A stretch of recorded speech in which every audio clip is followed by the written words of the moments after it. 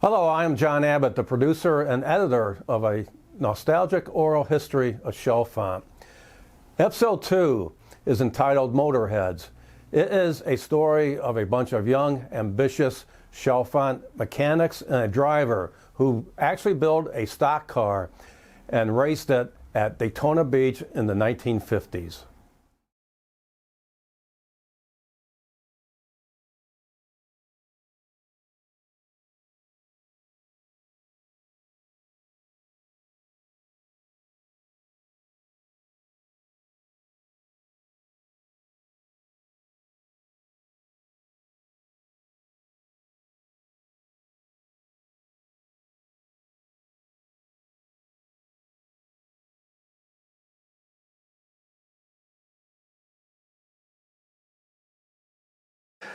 Hello, my name is Kevin Cadwallader. My dad is Richard Cadwallader. He was lived in Chalfont most of his life, but their claim to fame was that they went to the first nationals drag racing in 1955, and then they went to Daytona on the beach race in 1958, which was the last beach race that they had. And then he worked at Mark's Garage for many years, and then which was the hot dating spot. And then my Uncle Mark owned the garage. My Uncle John Greenlee worked there, and my Uncle Bob Rickert worked there also. And then yeah, even I worked there. And then the stock car, which was the 999. They left in February of '58 to go down to Daytona in a snowstorm, and they did very well.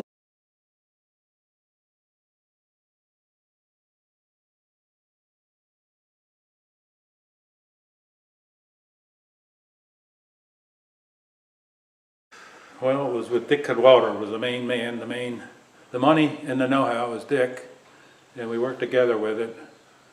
And if it wasn't for Dick, we wouldn't have built it, because it was his shop, his tools, his know-how, and with a couple of us guys helping him.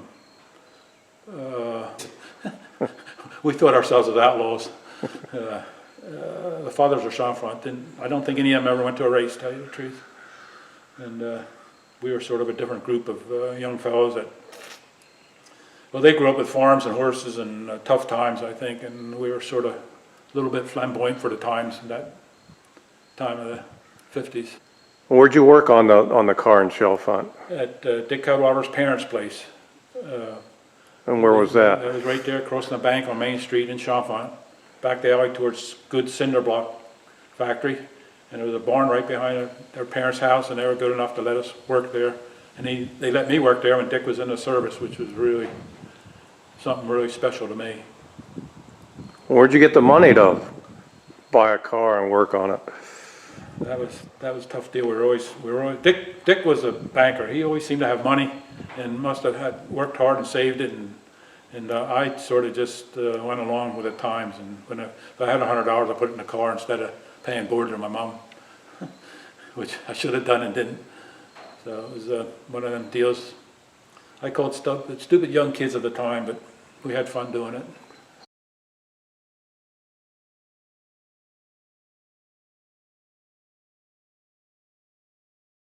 The storm was awful heavy when we left, before we left Chalfont actually, and we had to get Eddie Horn's brother, which was Vernon. He had a bulldozer and he pushed this 202 open for us up past the car wash and for the top of the hill gas station, and then again up by St. Jude's so we could get on the level. And after that we were able to get going, and the way we went heading for Florida, well, we ran into a lot of snow between Chalfont and Virginia, where we finally did get out of the snow. The Baltimore tunnel was actually closed for no toll takers or anything else. And it was really a bad scene. And there was a tunnel on Route 1, I believe, that was closed because it was closed because of snowstorm, but also because somebody died of monoxide poisoning. I believe we took the gate away and drove through it and come out the other side. And it's hard to remember just exactly how it happened, but then we ran into an Army soldier pulling a U-Haul, was stuck in the snow on the other side. And it was really bad snow. The guy was really hurting. He had a family and headed, I guess, to one of the bases down there, but we got him out and gone again on the wrong side of the highway, because the road was closed, nobody on it, but the north side was open for some reason. We were traveling down the north side on the Route 1 4-lane stretch there below Wilmington into Richmond. Got to Richmond, and south of Richmond the sun came out and the roads cleared, and we made it to Florida. How old were you then? Well, 20? I'm 58, 55, about 19, I guess, 18, 19, somewhere around there. My mother had a stroke because we were going to go, but I left anyway.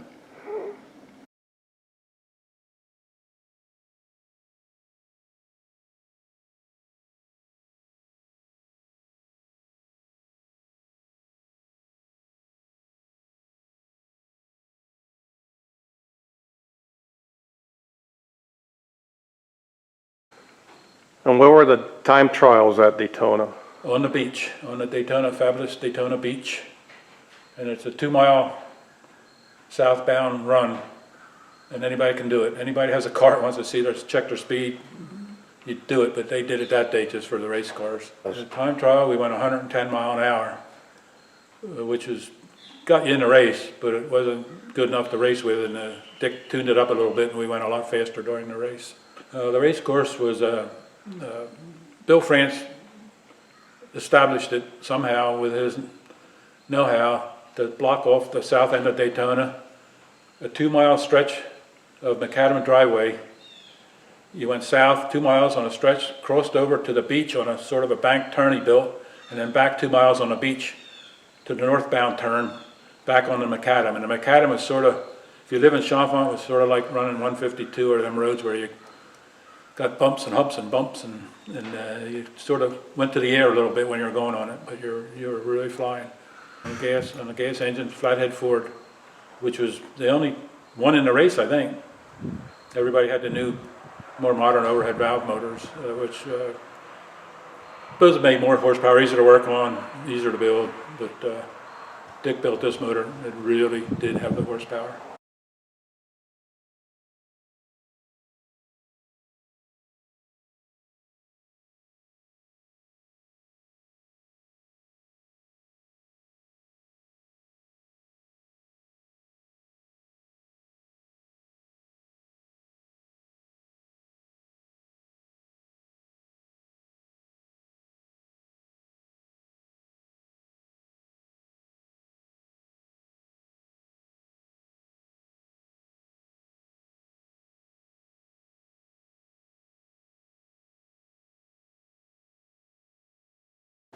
My dad had an opportunity to either go to Doylestown High School or Lansdale High School, and he chose Lansdale for whatever reason.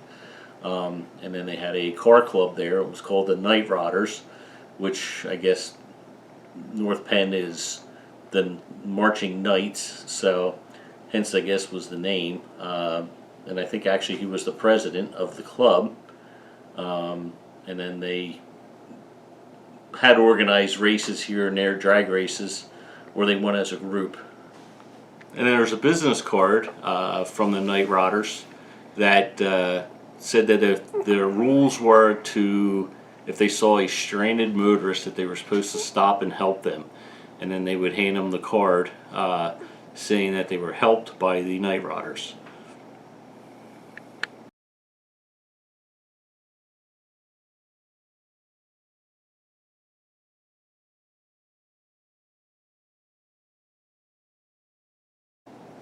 And the Hot Rodders back in those days, they got a bad rap for drag racing on the streets and such. So this was one way to improve their appearance so that people wouldn't be as mad at them.